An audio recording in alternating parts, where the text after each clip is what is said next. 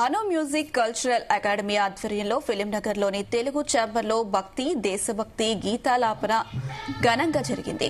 నగర వ్యాప్తంగా ఉన్న పలువురు చిన్నారులు ఈ కార్యక్రమంలో పాల్గొని దేశభక్తి గీతాలతో పాటు భక్తి గీతాలు ఆలపించారు.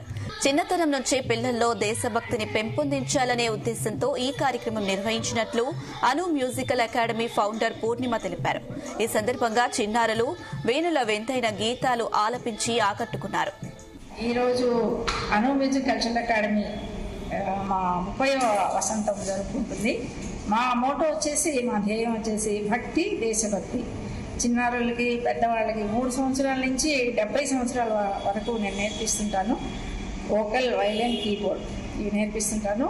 వీటిలో నేను నేర్పించేదంటే మెయిన్ క్లాసికల్తో పాటు సంస్కృతం శ్లోకాలు, తర్వాత సంగీతం మెయిన్ అనుకోండి. దాంతో పాటు దేశభక్తి గేయాలు, మానవతా విలువలకు సంబంధించిన అంశాలను తీసుకొని నేర్పిస్తుంటాను. ఎందుకంటే సమాజంలో ప్రస్తుతం ఇవే కరువైపోయినాయి.